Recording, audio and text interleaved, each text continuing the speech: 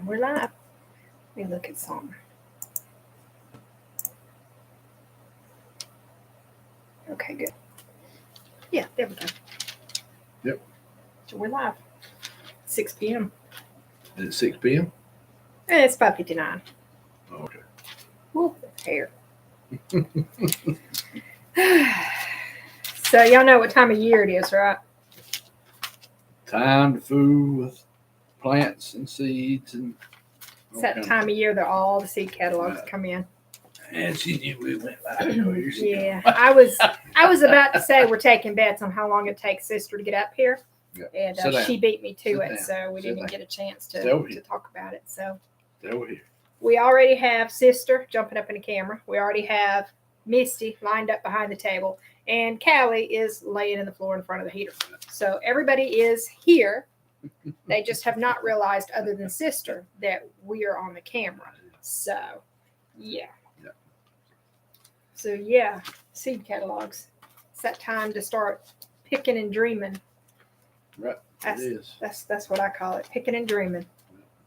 Because there is so many varieties of stuff, y'all. So I was just showing him that I got this one catalog here, and it's from Seeds and Such. And page 1, we have tomato. Page 3 and 4, we have more tomatoes. And I'm probably wrong on my page numbers. I'm sorry, I am. It's page 1 and page 4 and 5, or page 2. They call the Hey, they call Janelle, the how you catalog cover page 1. So page 2 has a tomato. Page 3 and 4 has tomatoes.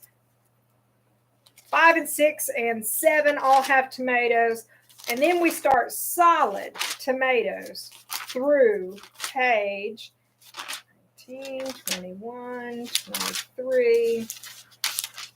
There is tomatoes all the way through page 24, guys. And it's not 1 or 2 tomatoes. It is pages dedicated to tomatoes. Dedicated. I mean, just dedicated to tomatoes. It's just wild. So, I need to be ordering some tomato seed, bud.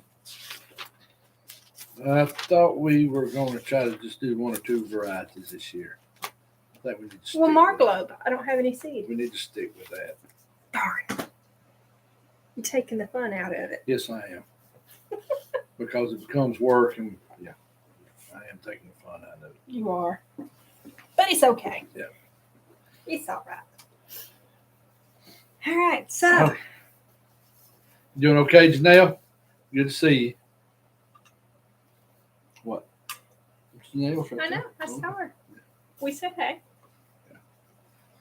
Hey, Spencer, how you? Oh, is Spencer here now? Yeah. Hey. So, tonight's topic, We have a topic? yeah, we was going to talk a little bit about fruit trees. Here we are. So, So starting planting orchards. so we'll start it off, honey. That's what goes in an orchard. Anything you want to put there that'll grow in your area. That's a good way to put it. So what's in our orchard? Well, we have a few apples, a few About pears. 6 of them.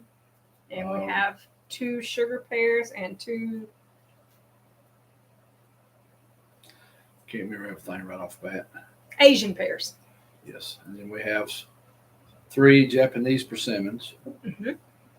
We have some muscadines, scuppernines, Mm-hmm.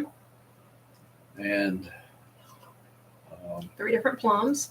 plums. We got blackberry. 6 different peaches. Yeah, that's right. So this is the time of the year, Blueberries, blackberries, strawberries. or even back into fall, once the sap level drops and everything, is when you want to put out your fruit trees. Yep. You got to about April here in Alabama now in some March. place. Well, I think you can still. You might have to baby it a little bit. So why do we want to plant in fall instead of spring? Well, one thing to give the roots time to maybe take Exactly. take hold. And that's why I say not so much in April, because here in Alabama, we have them warm days starting and hopefully dry days, but it's iffy in April. So, But now is perfect. right now is a good time to, if you want to plant fruit trees and to get ready to start doing it. And Both our phones is going off now. Yeah. So another thing is place to put them. Fruit trees like sun. They like sun and they don't like standing in water. Nope. Well, most of them don't. Yeah, they don't like standing in water. There's one or two that don't mind it, but So most of them. we're going to plan on planting a few more this year. Mm-hmm. In fact, we lost one to a deer. Yep. Doing a rub on the tree. We planted two out in the field, and we had a little buck decide he wanted to rub both of them. He destroyed that one. So, There's this much of it sticking up now. I'm hoping it puts out a new top, but I'm not. I'm not hopeful. So yeah, we I think somebody asked a question. I seen all. Where do you get the trees from? That's $1 million questions. The ones I bought all died. All right. So why did they die?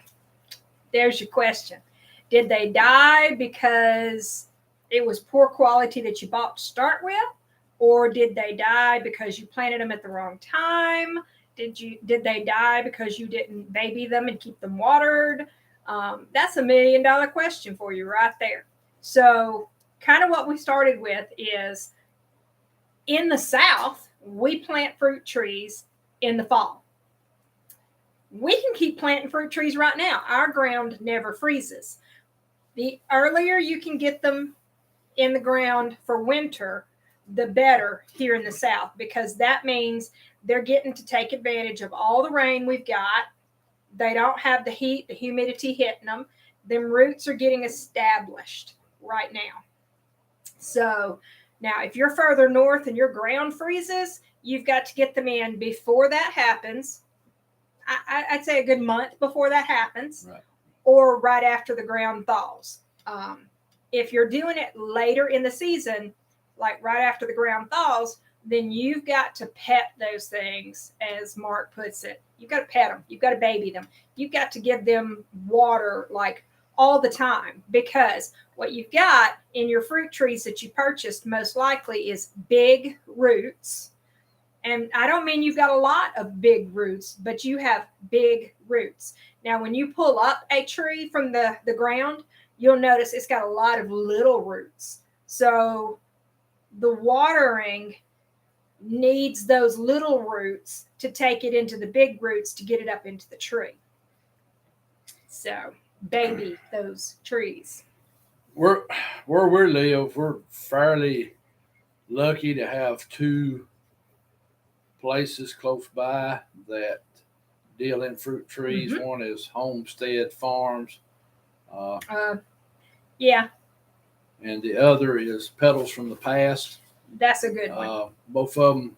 If you're looking for quality, Petals from the Past in our area. Yeah. There's companies online I've never ordered from them, like Stark Brothers. There's a lot of people that have nothing bad to say about Stark Brothers at all. I have just never purchased anything from them. Now, a lot of times when you're ordering from online, or sometimes even from Homestead Farms, you're getting a bare root tree. Right. And that means it's not planted in a pot, basically. So you've got to baby it until you get it in the ground. That means you've got to take the wrapping off and put it down in a bucket of water at least, because it can only stay dormant without water for so long. So that's one of the main things that you need to keep in mind, is you need to still care for the bare root tree as well. So like Mark was saying, we've got Homestead Farms, but I think they get some of their stuff from the same place that like flea markets and stuff get theirs from, because it's got the same labels and all. We noticed that this year. But again, ours are doing okay. You've got to baby them. So we got one of our peach trees from Tractor Supply. No, two of them, right? Yeah, we've done. I mean, we've. But one of them, the graft died. Right. So the tree itself was still alive and it put out sprouts from the base, but the actual purchased variety, the graft died of it. So I still got a tree, but it's not got a good fruit on it now. The other one is doing good. It's struggling, but it's doing good. I think all peach trees struggle, I think. But then we got 2 more from Petals from the Past. Right. Was it Petals from the Past we got those? Yes. Yeah. And they're doing great. They're doing great. The grafts are still alive, things like that. So I'll get to your question in just a moment, Spencer.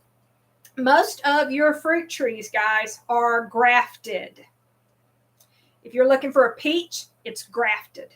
If you're looking for specific varieties of fruit and stuff, most every one of them are grafted. What does that mean? It means it takes an old variety of what was considered an unedible peach or an unedible apple or something like that, you know, the ones that you find in the woods that the wildlife eat on. It takes that for the rootstock, and then they cut off the top of it, and they kind of put a twig and tape it up in there a specific way to where the joint of that fuses together as it grows.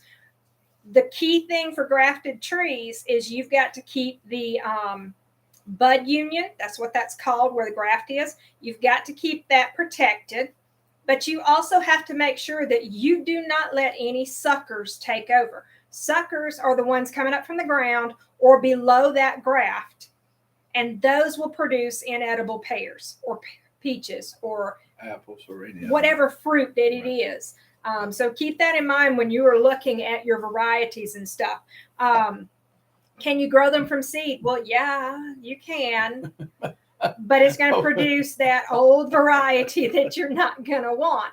Don't think you can save a seed from the store-bought peach or the store-bought apple and grow a new fruit tree from that, because it will not breed true. If the grafts are kind of like hybrid vegetables and stuff, when you plant that, it's not going to produce true to the parent. So keep that in mind. Growing from seed, don't. I didn't mean to get tickled about it. I was just thinking about somebody that planted a bunch of seed one time and got them up, planted them, and they never did produce nothing. Yeah. Oh, another thing. So this is one that I got asked in the past as well. They wanted to go take a cutting off of somebody's fruit trees.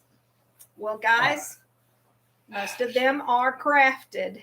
So when you get a cutting of that fruit tree, you're getting a cutting of the good fruit tree, but it doesn't have the great viable rootstock that gives it its disease prevention. And if it's got a dwarf, that's because of the rootstock. A lot of the features that are in the grafted tree version you're getting that cutting off of, it's not going to help protect the plant anymore, if that makes sense. So there's reasons we graft onto old stock, because that old peach tree ain't ever dying. So we graft those hard to grow varieties onto that good, easy growing rootstock. So getting that cutting, you'll have a good tree if it survives, and it'll produce some fruit that may be good, but you're going to have more trouble with it than you would have had you purchased the actual grafted variety. All right, the other question that I said that I would get back to, Spencer. Do you need more than one variety for pollination? Yes. Even if it's a self-pollinated variety of fruit tree or whatever, most all of them benefit from having a second variety. It helps them produce better. Even if it's a variety you don't need 2 varieties of, it's better to have that second variety, because it will do nothing but improve the fruiting of it. So, let's see. Oh, you planted it in summer? Yeah, that's your problem.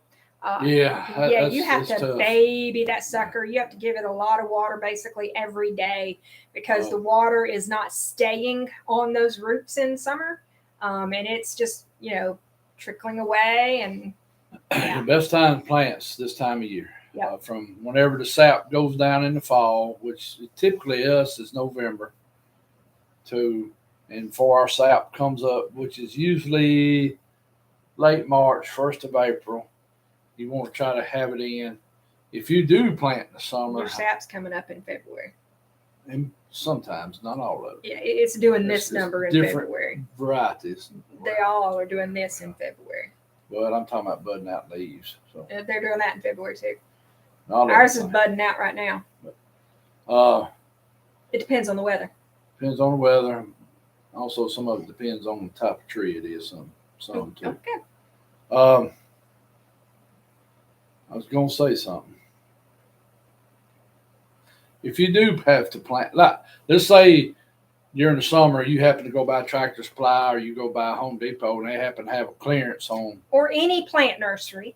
and they have a clearance, and you want to buy some, you need to dig. Go ahead and get them, but you're gonna have to dig you a big hole, put the tree in there, and then you need to mulch around that tree to help keep moisture there. In other words, pine straw, a bunch of leaves, or something. You need a big, thick layer of mulch. And Big and wide. right, so Because that will help stop the evaporation from the soil and help hold some of it, but you are still going to have to water every day. and then you're gonna have to get on a schedule and really pet that tree. That's why in the wintertime it's a lot better because you don't have to pet it as much. Because we usually get the rainfall. Now we had a dry fall, but our stuff done good because it was already established. Mm-hmm. Now our stuff's still at the growing stage. We're not Mhm. producing no fruit anywhere except for maybe a few blackberries. The So- blackberries weren't producing it. Well, what I'm talking about, they did produce this. Oh. We don't have anything producing right now. No. All our stuff's still young. We're still a year or two away from maybe seeing any. Definitely on all the fruit trees. Because it takes time to establish fruit trees, and the good way to do it is to plant a few every year Yes. to what you're wanting to do. And that's kind of what we done. We planted a little bit, and then next year we'd plant a little more. That way you don't overwhelm yourself, and two, you're staging your fruit trees. That way, you can take care of them better. And look at your area you're putting them in. That's another big thing. Look at shade, look at moisture, look at is it going to be in the way one day for something? You got to Sunlight. really study all that stuff. Are you in a spot that's getting sun now, but in 2 or 3 years won't be getting sun because that tree's getting bigger? Right. So, All right. So Spencer said, and you might can answer this one. I just laughed. What's the easiest fruit tree to grow in southern climate red clay? probably apple or pear. No. What? None of them. Mm. None of them are easy. They're all Well, just as no. easy as the rest of them. Well, That's why I just I laughed. agree. I mean, I see what you're saying, but yeah, what I've seen around here most of the time when I was growing up, But it was those crab apples. the crab apples, the horse apples as we Yeah. call them, fig Such a trees, really good. Oh yeah, fig trees. and the pears. That's what we've seen, and of course muscadine. And that's a hard pear, guys. That's not the sugar pear or the Asian pears. It's a hard pear. And what that means is it is extremely hard. Even after you pick it and it's ripe, it's very hard still. It makes great jelly and stuff. Oh, though. the other thing don't do when you first plant that tree, don't give it no fertilizer. No. You need to wait a year before you give that tree fertilizer. And what's the best fruit tree plant in southern climate red clay?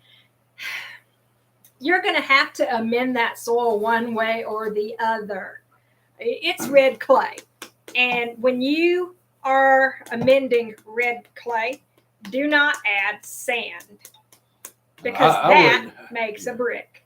I would like go down the woods, get you a bunch of leaves, put in there with it because they'll rotten. And maybe go for more of the leaf mold that's up under there where it's already rotting down. And also right up under that leaf, can't talk. Right under that leaf, especially down in the bottom of a holler, you're going to have some good topsoil there because over time those That's the leaf mold. the leaves break down and they start building topsoil. And I have seen down in bottom of hollers the soil Barry. just be black. So you could go down there and get you, go down there with your bucket and get you for, however much you can get, and put that in your hole too. That way it gives it some soil. When you go back, make sure it ain't no clumps. Because I know the clay, when you dig it up, you know Spencer just as well as I, when you dig them up, you'll come out with big clumps. You got to, break it up.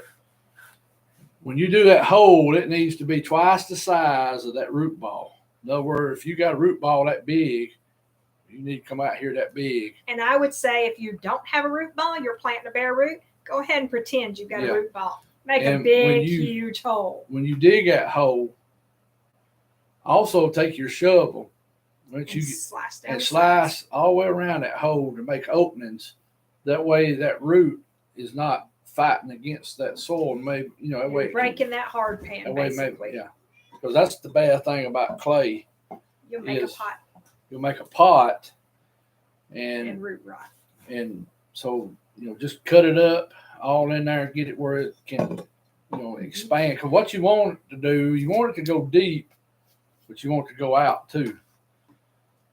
Now, I'm going to say this too.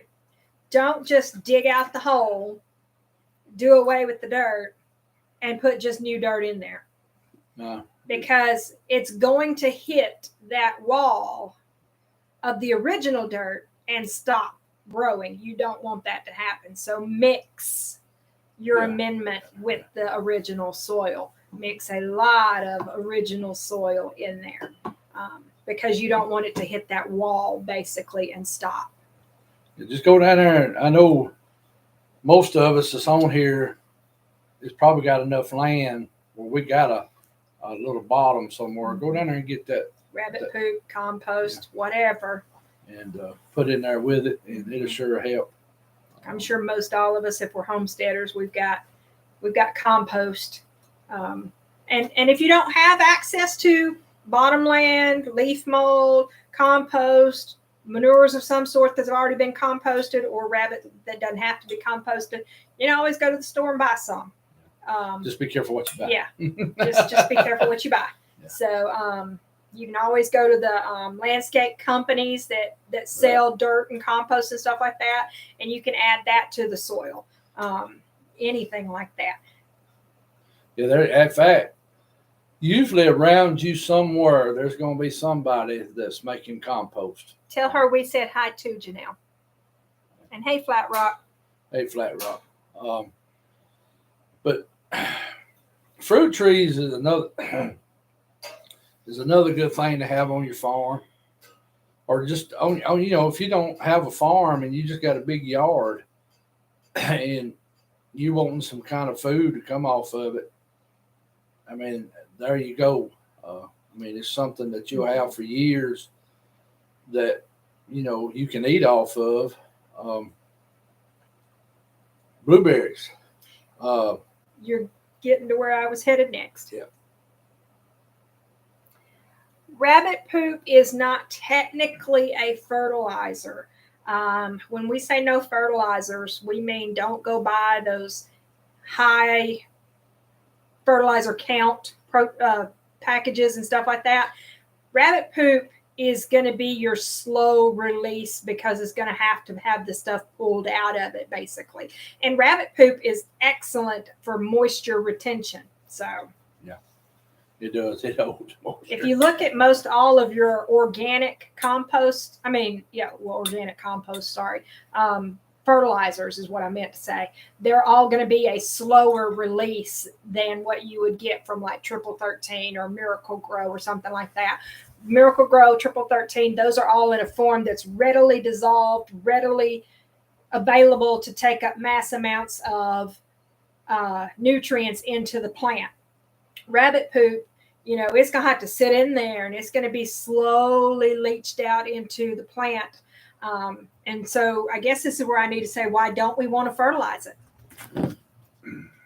It's because you don't want leaf growth and to overpower the root growth. Yeah.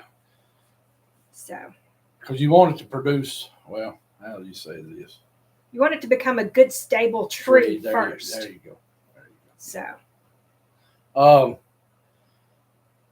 One thing was we wasn't gonna get into varieties. oh, What's wrong? Lauren's son is sick, so she's on the way to the ER. Her show got canceled for tonight. I hate to hear that. Mm-hmm. Hope it ain't nothing real serious, but going to the ER sounds serious. Yep. I hope it's not bad. We'll keep them in prayer on that. So yeah, just I mean, low type fertilizer if you do fertilize. It really doesn't need it, but the reason I say use rabbit poop is it's got that moisture retention that you need. Now you don't want to plant that fruit tree in straight rabbit poop. You want to mix it in with the soil at a good bit. So yeah, I have to baby the dog. I mean, this is getting ridiculous here. It is. All right, so I guess the next branch of topic here is talking about what do you want to plant the first year? So, as Mark mentioned earlier, fruit trees take a while to produce. We have a peach tree out there. I said we have 6 peach trees. I have 1 peach tree that I grew from seed because it's a second variety, basically. It was meant for the pollination of my good fruit trees, good peach trees. Peach is my favorite, by the way. Peach work, though, is very hard to grow an organic peach. I'm just saying. Yeah. So, but it's been out there for 2 years already, and it's still like this big. It's not growing real fast because it's a seedling. And I think it takes 6 to 10 years for it to produce a peach. We've got peach trees that we bought. Well, technically there's only 1 left, and it produced a peach last year. 1 peach. So we're about to get peaches. It's been 3 years that it's been planted, and it was a 2 or 3 year old tree already when it was purchased. So we'd like to really watch it cause of squirrels and stuff. Oh yeah. Well, I figure by having 6 of them out there might be enough for the squirrels to have a couple. That'll take a whole tree. We'll let sister out there with them. Yeah. So keep that in mind. You do want to plant some of those longer, slower producing trees to start with, but you also need to go ahead and plant some blueberries, some blackberries, some strawberries, because those are going to be more instant. Yeah. And if you got old fence rows, you can plant the blackberries on them, let them climb on them. And something we're going to do here, we're going to plant blueberries around the house, like landscaping. I'm more wanting my place to be food. Don't get me wrong, I like flowers, I like different bushes, and they have their place here. Oh, and we will have lots of flowers and bushes too. But I want to grow, a lot of people put a lot of just flowers in the yard, which is fine. That's their yard and do what they want to.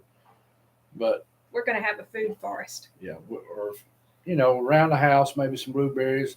We're going to plant rosemary, which I know is a herb, but it helps against insects. So the bad thing about the blueberries, of course, they'll drop their leaves in the winter, and you'll be able to see the house more. But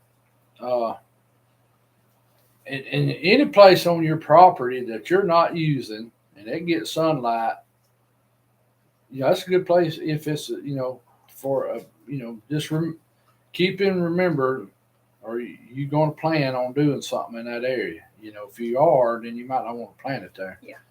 I'll tell you another good thing to do with fruit trees is use them as buffers against a road against your house. Like we're here, we got a county road, and that's one of the reasons we are planting our fruit trees in our front yard. I know that sounds strange to people, but if you go back and look at what a lot of the older people did, they did the same thing. Now, they lived on dirt roads, and they planted a lot of their fruit trees along the roads to help catch that dust. And Plus, they were utilizing their property because they didn't want that down there in their best soil for row crop or their pasture, because the cows and everything else would eat the fruit trees down. So there's something to think about. If you're living on a road that's real dusty or got a lot of traffic, and you want a little buffer between you and that road, But you have to break. Planting fruit trees. That way you're getting food off of it and you're getting a break too. I know a lot of people use what's them cedars. Arborvitaes. Yeah, they use different bushes, but I'd rather plant something that's going might produce food for me down the road. And I hate to say it, one day we're going to need that. I hate to say it's coming. I think everybody's using arborvitaes now for that. I mean, I don't want to be an alarm, what do you call it, scare tactor or whatever you want to call it. Whatever. Doomsdayer. Yeah, I don't want to go that route. I want to stay positive, but also I got enough sense to know there's trouble coming, and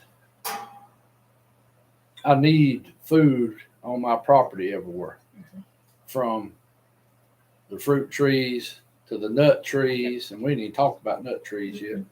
To your Those gardens. take even longer, so you might want to get one or two of them in now. We've got a few pecans started. Now we got one mature pecan here One that's almost producing, mature. and we got a couple that's growing. We've got that one that's almost mature. Yeah, and then we got what else? I haven't planted no chestnuts yet. I want to get a couple of chestnuts. Got the We don't have hickory. no what? Huh? Hickories. Yeah, we got a few hickories. That's what's by the rabbit barn, right? Yeah. And acorns, of course. But then I do want to get a few chestnuts here, and I'd like to probably get a hazelnut sometime sooner or later here, and maybe even a black walnut down the road, or English walnut or something. But yes, we do. what's that? Do we have pawpaw? All right, so let's go back to naming the trees that we got. We got pawpaws. We have 2 here and 3 at Mark's mom's. They are not a grafted tree. Just saying. You can go dig them up and put them in your yard, and you're good. Yeah. We also have. Go ahead. Stop on that a minute. They do, which is crazy at Mama's, how they're growing, and the ones over here are under shade. And that's usually where they grow, is under shade. I don't understand what's going on, but that over there may have more moisture. Yes, your Mama's has a lot more moisture. Yeah, so. Right. Well, and on top of that, the ones at your mom's were planted right after we got them. True. And the ones that were planted here were planted, bless their hearts, they had to live 2 years in a pot. Yeah. So they're overcoming bad plant management. Right.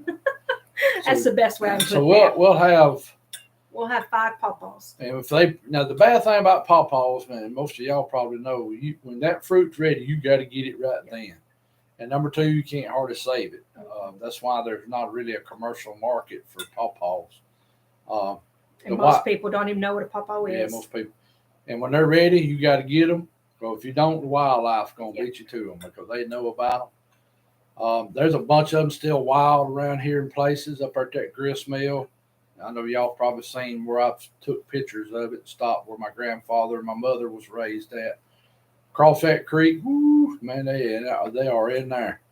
And that guy kind of caretakes that place. He'll tell you when they're ripe, he can tell, because he said every animal. Plus, you know what else comes in there? What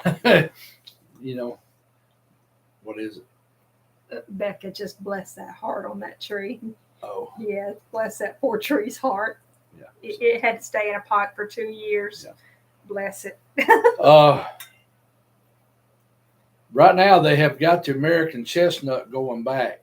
What they did, they grafted it with the Chinese to give it resistance to that blight that wiped them out on us, back in the early 1900s. I hate that, because that's a tree that most of us did not get to see. I have seen the stumps out in the woods before. Isn't there one still alive? they're still alive in places. There's some in the Talladega National Yeah, that's what I was Forest meaning. And there one that still there. the blight never touched them.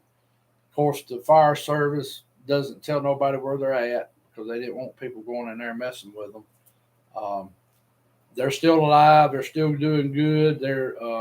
And there's some other places they have survived. Um,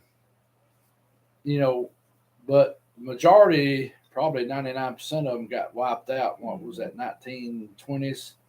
My daddy remembers seeing them because he's born 1926. A lot of them were dead. A lot of people were cutting them down, getting the lumber out of them because they were excellent lumber. But what a lot of people don't realize, Appalachian people survived off them things a lot because they would go gather them and sell them. They'd have them in bushel baskets. So that's a crop that our generation missed out on. And so I'm wanting to get some of those, get them started. They all did not get wiped out. Not, most of them did. Yeah. But there are a few that survived. Yeah, they are here and there. And they're actually doing research to see if they can get it going back from those that survived. True. Auburn University, when doing cuttings, right? Auburn, well, I think they went and got nuts too. Oh, yeah. And how they found these in Talladega National Forest was a forest ranger was in there cruising the timber. Yeah, because y'all remember, Forest Service is nothing but the government's lumberjacks. I don't care what they say, that's what they are. Because they're the Department of Agriculture, not Department of Interior. So that's why you see clear cutting on national forests all the time, because that's basically what they are. But he was in there cruising the timber. He come down a hill and he started finding chestnuts everywhere on the ground. At first, he thought it may have been some Chinese chestnuts that got in there, and then when he got to really looking, he found mature American chestnut trees. And of course, that whole area in there didn't get cut, which is thank the Lord. Number two, Auburn got involved with it, and some that we have a chestnut society here in Alabama. That's real big chapter. I think some of the other states have them too, and they got them growing down at Auburn right now. And I've heard that they are resistant against that blight. So I'm planning on getting a couple of those to plant, and so look forward to that. Maybe a tree that we can get back. I've seen pictures of them from the 1800s and 1900s. They were like the redwoods out in California. That's how big some of them were. They were huge trees, and I don't even know how they cut them down and got them out of the woods. They had to work to get them trees out. I'm sorry about rambling on that, but that's something that nobody really talks about much. So, I loved hearing about it. So, I was trying to name off fruit trees that are not grafted, or fruits that are not grafted. And believe it or not, blackberries are not grafted. Blueberries are not grafted. Fig trees are not grafted. Right. And if you want fig tree, about the only thing you got to do, if you got a neighbor that's got one, take a cutting and stick it in the ground. Go over and just cut a limb off. Keep it watered. Now, like I said earlier, we wasn't going to get into varieties because we all live in different parts of the U.S. You need to look and see what varieties do best in your area. Like there's stuff that does well in Alabama that probably wouldn't do well in Tennessee, or may not do well on the coast. Here's where you talk about why they might not do so well. Right. So there is a thing called chill hours. Right. They have to have X amount of chill hours below freezing to produce. Right. Now that's one for our area that is hard to reach. Right. So we have to find the varieties that take the least amount of chill hours. Right. Now there's also another side of it that it's the amount of warm hours it takes to break that dormancy. And unfortunately, most of them don't have a lot of warm hours needed. So that's why the South also has the problem of them getting bit every year. Right. Because they're budding out and blooming, and the last frost hasn't happened yet. So we end up losing a lot of our fruit. I need a good cherry tree. Ooh, that's one in the South that doesn't do good. Well, there are some that does well. Well, listening to the Petals from the Past, they don't. Well, my aunt had one down there that If produced. that was a wild cherry. No, that wasn't a wild cherry. You She sure? bought that cherry. What did she buy? I can't remember the name of it. She bought that cherry and set it out, and that son done made cherries. I got tired of picking them. And only one variety was needed? There was two there. 'Cause One I died. like cherries. Two died. I mean, there were two there. One died, and the other though kept producing still. Yeah. So I have no clue, Miss Crystal, what a good cherry tree for zone 5 or 6 would be. Like I said, I didn't know they had one here that did well. You should be able to go to your extension service. Yep. Of your state. They should have a section on fruit trees, and they should have varieties that will work in your area. I know Alabama had one that listed the different fruits and how many chill hours they needed. Right. And so your state, you're in Pennsylvania, I think.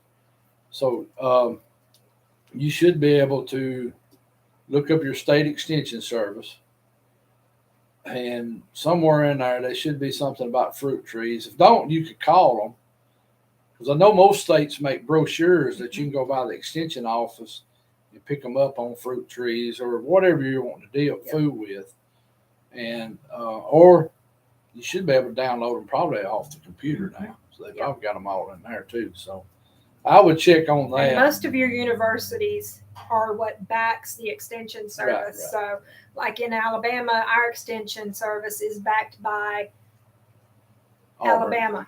Well, no, Auburn. That's right. Auburn. Sorry, Auburn University. Georgia is by Georgia University. Well, so you go by what they call land grant universities. So Auburn is a land grant school. Well, what I was going to say is they can look at their university and see which ones are putting out the publications. And usually your land grant schools are the ones that have the ag school there. Yep. So whatever college has an ag school in your state. Like our extension is Auburn and Tuskegee and Alabama A&M. Yeah, that's it. Alabama A&M. That's the one I was thinking of. They're all land grant. Yeah, and they all work together. Auburn is the number one that puts out the stuff, though, but they do list the other two schools. So usually each state has one ag school in the state. Alabama has 3, but 2 of them were the historical black colleges. So they all work together and support each other and all that. So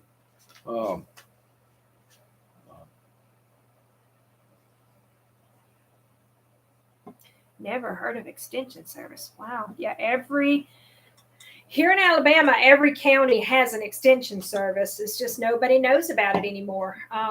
So extension was originally created to give farmers and families resources, not just on farming and stuff, but in nutrition and safety and all sorts of different things like that.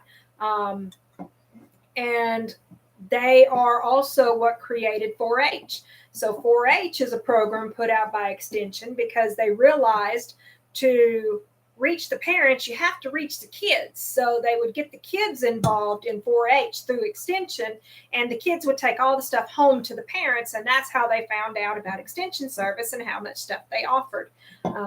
Extension offers a lot of stuff. I knew one of the cats would make their way up here eventually. So this is Misty, guys. Come on, cat. So, so Extension has a lot of things that they help with. It's not just farming related. They do home gardening also. They do cooking and canning and food safety. They do nutrition. They have programs on wellness for kids even. So check out your extension office in your area. Usually, like I said, every county will have one, and there's a county coordinator at each county, and then there is like each program is hosted in several counties by one agent. In other words, for instance, food nutrition, we had Talladega County Extension Office, and the food and nutrition person worked with 3 other counties around, but was based out of our office. So you can get information online. You can get the people's phone numbers and call who you need to. But start with your county office for extension. Yep. This is a rotten dog. Yes, it is. So what all do we have here? Back to that again. We have, like I said, 2 pawpaws here, 3 at his mom's. We have 2, 3, 4 fig trees. One of them is a cutting off of one from his mom's also. So we also have his mom's and 4 here. We have a pomegranate, actually, and a mini pomegranate, dwarf pomegranate. We have the persimmons, the Japanese persimmons, which we need to get moved because we planted them in a bad place. We thought it was a safe place, but apparently it's not. I'm glad you just, if you do plant trees, fruit trees as a buffer, make sure you put up no spray signs. And you might want to call your county and say, when you come down my road, don't spray. See, in our county, and I don't like it, they use Roundup on the side of the road. Yep. It makes me so mad instead of taking a bush hog and doing it like we've been doing it for 70 years. The good thing, though, for our road is they don't spray our side. Right. However, they sprayed the other side. Yeah, because it at the pond. Yeah, and that made me mad too. Yeah, because they're not supposed to spray the ponds at all. Yeah. But the other people's ditch area, like he was saying, they spray what's overgrown so they don't have to cut it. And the other people's ditch area gets a little overgrown because it's the drain off from their pond and right. So and it's all hard. that. It is hard to bush hog. It is.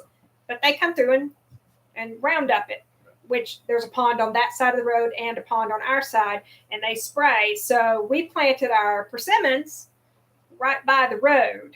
By our pond. By our ponds, thinking it would be safe because we don't spray ponds. Wrong. Yeah, here he come through. We got the overspray. And he knows he's supposed to not do it. Mm-hmm. I don't know why he let it keep spraying that day. Yep. And I've seen him spray a creek. Yeah, they spray the creek here. I'm like, Lord have mercy. Mm-hmm. I mean, but I don't know. It's So yeah, we thought we had lost our persimmons this past year. Yeah, I need to get because they got the wind drift from across the road. So we got to move them. So like Mark was trying to point out, if you're planting on the road, make sure you're prepared by telling your county not to spray or that you have some kind of a buffer to protect your trees. So we got apple planted. We've got 5 or 6 apple trees, different varieties. Each tree is a different variety. We've got 3 different varieties of plum. We have 2 different varieties of the sweet pears and 2 different varieties of the Asian pears. And I think that it is the Asian pear that the deer destroyed. But we have 7 or 8 varieties of blueberries and 2 or 3 different varieties of blackberries, 3 different varieties of strawberries. What else do we have? Persimmon bread. You like that persimmon bread? What do you do with persimmons? Well, we also have a wild persimmon in the woods that we let the deer have, but you can make persimmon jelly. You can make all sorts of things with the persimmons. I like persimmons. We actually, at the extension office, got a freeze dryer right before I left, and they freeze dried persimmon. And then they ground it up in a powder after it freeze dried, and they were going to add it into like cake mixes or frosting and stuff like that. We had a bit of a problem trying to get it ground up though, because the longer it was out of the freeze dryer, it sucked moisture back in. So it was one that didn't dehydrate as well. So Flat Rock, I'll listen to your audio here in a minute. I've seen where you sent it to me. So. Do we get Japanese beetles with our plums? We get Japanese beetles with everything. Yeah. But they make a beetle trap. The key is not to put it near your plums. Put it away from the plums, because that trap invites them to come, basically. So you don't want to put it near anything that you want destroyed, like your roses, because that's where we have the worst damage, is the roses. And there's some other plants you could plant that are edible too, but they're more in the herb or the like the hostas. What are you talking about? That you could eat off of. Oh yeah. I thought we were sticking with fruit trees and stuff today. Because we can get into eating the shoots of the hostas and the daylily blooms and all that if you want. I don't mind. I mean, because I like all that stuff. The fern fronds and. There's just all kind of things that you could plant around your house. Just. We might have to do a live on all of the foraging things. Yeah, they have to. That people might not think about. Stay on track, Mark. That's what Spencer said. Hey, I'm just thinking out of the blue, man. Yep. Stuff comes to my brain and look it up. Huh? Never heard of eating hosta. You know, when the first of the year, when it starts putting up the little spikes of shoots, you can actually cut those off and stir fry them. Same for daylily blooms and squash blooms and all. There's a lot of stuff that's edible. A lot of your flowers in your yard are edible. I mean, but a lot of them are poisonous too. So do your research. Oh, yeah, do your research. Do your research. Yeah. Some of them will kill you dead. I hate to say that. Knock your kidneys. If you like greens, it's good. I mean. Well, we need to one day probably have us a show on survival type plants. Yeah, because Mark says when the end happens, I'm not going to survive because I won't eat fish and I won't eat chitlins. That's there for you, Spencer. There's a lot of stuff that I won't eat, like livers and tongue and feet and all those different things. Hey, Spencer, you said you ate Spam. You know what you ate when you ate that Spam, don't you? You ate the fancy version of chitlins. Oh, me. Anyway, so yes, Mark always says that because I won't eat some things that I won't make it in the end times. But I tell him every time, I'll just go out there and pick me some grass. It'll be okay. I know how to forage, so I'll be fine. No, quit that.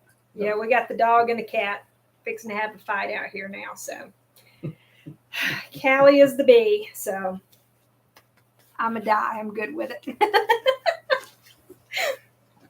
Yeah, like I said, I'll just go out there. Y'all, I get raves on my salsa. So I have this cool little recipe. It's the easiest thing ever, but my secret ingredient is I go out in the yard and I pick the wild green onions and garlic.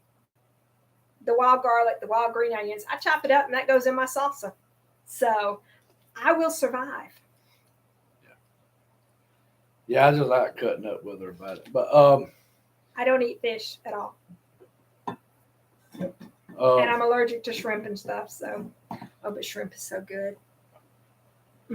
Yeah, we do need to do when our daylight is here for 6 o'clock, we need to maybe do a live from walking around. Fancy chitlins. Fancy chitlins. Love wild onions and garlic. Yep. See, you'll be fine too. You won't die. Yeah. There's all kind of stuff out there, but we need to do a class on that. The the water reeds. Yeah. You can actually eat those tops and stuff too. Well, you have watercress too. That grows in all the creeks, especially in the springs. That's where they grow with. Yep. You tell it's spring water if watercress is growing in it. Yep. I know a guy I used to hunt with. If he found a branch coming out of one of them hills, he'd follow it up to find the crest in it. be eating on it. Oh, yeah. Yeah, no, I don't eat fish. I do. I have issues. That's why I have issues. We'll just leave it at that.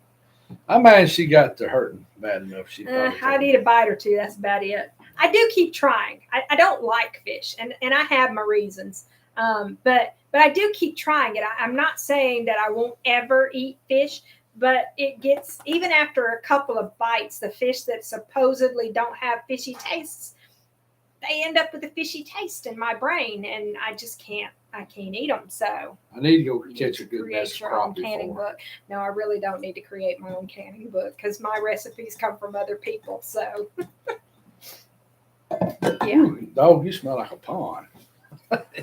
She been out in the pond today? probably. Yeah. She's been Tell. outside rolling. I was going to take her and get her a bath, but I was afraid she would not like the hair dryers there, and I didn't want to bring her home all wet. So yeah. Can you imagine her under a dryer? It would not. I don't think it would go well. So yeah. She barely likes getting a bath. Let's not put the dryer to her. So yeah, she still smells like a pond. So yeah, fruit trees and all that is something every homestead needs. And like I said, when you're planning your homestead, you need to go ahead and get a few of those that take a longer time to produce. Go ahead and get them started. Don't go all out, but get a couple of them started already. 2 of each thing you want. Like if you want apples, get 2 apple trees, different varieties. Get 2 peach trees, different varieties, etc., etc., etc. I think figs take the least amount of time to produce. I think They can be producing within a couple of years. Yeah. Um, My cutting that I took 2 years ago produced a few figs this past year. and on figs, if you can, plant them on the south side of something, of a building, they do better for some reason on the south side. I guess, yes. Yeah. They planted them on the south side for reasons, but it wasn't because of how well they do. I mean, I've got mine out in the open pasture, and they're doing good. You know what I'm saying? Yeah. Mine are on the south side, if anything. But in the old days, the south side of the house wasn't used. So that's where a lot of them are. And they're still there. But I always tell people, don't put them near the house. Because then your roots and your tree limbs are touching the house and causing problems. So. But he says put them on the south side of the house because it helps protect them in the winter. What's protecting mine? Nothing right now. But they do have some big trees over by them that may be protecting them. Maybe. I'll give that one. Bye, Spencer. Yeah, it's time for you to go cook, isn't it? Oh, yeah, you didn't talk about the crock pot chicken real quick. Oh, no, I didn't. It didn't turn out See you so later, well, Spencer. so. Sister, you hurting my glasses. What time is it getting to be? It's almost 7. Yeah, we've had to get ready in. You hurt my glasses. You're knocking everything Anybody up. got any questions And I they don't want want to you licking me. ask us and bring up or anything? And as far as in the Bigfoot world, nothing new has happened this week. Get me a So we went up and made the video of the day up at the lake. Mm-hmm. Haven't been back up on the hunt club since that day. Because it's been rainy. Well, rainy, and I've got my 4-wheel drive truck is down. Trying to get it in the shop. My other truck doesn't have 4-wheel drive no more, so I need to fix it. But if it's a little dry going up there in it, I'll probably get up that way tomorrow or Friday because I got to do a fireside chat. Yep. So, Oh, we forgot to mention one other thing about varieties. what's that? So not only do you got to look at the chill hours and all that, but you want to look at when those varieties produce. True. Because like our peach trees, we have 3 different varieties plus the one from seed. But each one produces a different period. That way my peach season is this long instead of this long. Right. So look at that production period. Is it an early variety, a late variety, a mid-season variety? You can You can extend your harvest by having different varieties. Now, let me say this though. If you have an early variety and a late variety and they don't cross over, your benefit of the cross pollination is not there. So keep that in mind. Not this Friday, but maybe the next Friday. I'm thinking about doing a fireside chat live. Okay. Not this Friday. But Where are we going to do it from? Well, we'll probably have to do it here from the house right in the yard because. Oh, you're back, Joe? Well, hunting season will still be in. Mm-hmm. Of course, it'll be dark. Mm-hmm. So we'll see. But we may try to do a fireside chat live. I might have somebody on or something. You never know. Might have somebody do a little Yeah, talking. we might figure out how to do StreamYard. Yep. Get some guests on. Oh, y'all keep fireside praying chats. for Keith. My friend Keith Tyler, keep praying for his family. And everybody else, too, that's having stuff going on. We need to pray for each other daily. Yeah, I have a friend that their daughter lost a child today. Well, actually last night, but so that's going on. My mom's still in rehab. Yep. So Pray for everyone, the sick and shut in and whatever. What are Lauren's son, who's on his way to the ER. For everybody, just every day you say a prayer for people. Not just health wise, but mental wise and whatever they got going on in their life. Because we sure need that prayer going on in this world right now. Yeah, there's a meme I saw the other day that shows how perfect everything is on this side. And it was like a cross stitch or something. The front side of it is perfect, but we don't know what's behind the back of it, what's behind the scenes where all of the mess is going on to present that perfect front. It's like the other day I put a meme or copied somebody's meme, but we want to uphold everyone and encourage everyone to grow and it's like that proverb, iron sharpens iron, so we need to be like it where we sharpen each other instead of cutting. We need to sharpen each other. And why do you keep staring at the door facing over there, though? But sometimes this dog gets in a trance looking at something, like she's looking at something. But, yeah. Well, then we have Callie with her nose to the floor over there sleeping again. Yeah. So we have strange animals. Well, if nobody's got no questions, I guess we need to start wrapping it up. And I know Chris Reinhardt will be on in a few minutes with. Yep. I think he canceled last night, so he'll be on in a few minutes. And hate Lauren, all that's going on with Lauren, but I hope everybody has a good rest of the week. I know up north they're getting some pretty good snow showers. Mm-hmm. We had rain last night, and it's supposed to turn back off pretty cool tomorrow night. And we did not get a flood, did we? Yeah, we did get some heavy rain. Yes, we did. I could see it this morning. I could see where it blowed the leaves out of the ditches. Okay, never mind. We got the flood. We got some probably hard downpours. Yeah, just remember each other and love each other and encourage each other. And y'all remember everybody that we support on the homesteading and on the Bigfoot stuff. Y'all remember everybody that we support. Go check them out and give them some support too. Mm-hmm. We all want to help each other and grow and be able to help each other and help each other. So. Yep. Anything else you want to talk about, babe? Like, comment, share, subscribe, hit the notification bell. Well, y'all have a good night. Well, and let me say this real fast. Okay. Mondays is supposed to be homesteading. It's hard getting the homesteading videos out with me working and not enough daytime hours. So if I miss some Mondays, I apologize. Once the hours, the days start getting longer, those videos will get up because there'll be more time to film. So Y'all just overlook me if I miss a Monday here and there. But Wednesdays is the live, 6 p.m. every Wednesday, Central Standard Time. Friday, fireside chats. Like, comment, share, subscribe, hit the notification bell. All right. And let us know what you want to talk about. Yeah, if you got a topic you want us to get involved, to talk about, if we know about it. If not, I'll try to research it if you let me know enough time. Bring it up. We'll bring it up in these chats because this is a good place to. And I appreciate all of you coming on and listening to us ramble.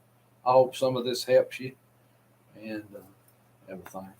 Yeah, we don't know everything, so we can help each other in the comments and stuff. So, all right.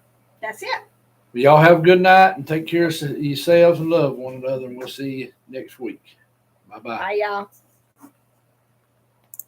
Oh, Misty finally made it on. Hey, Misty.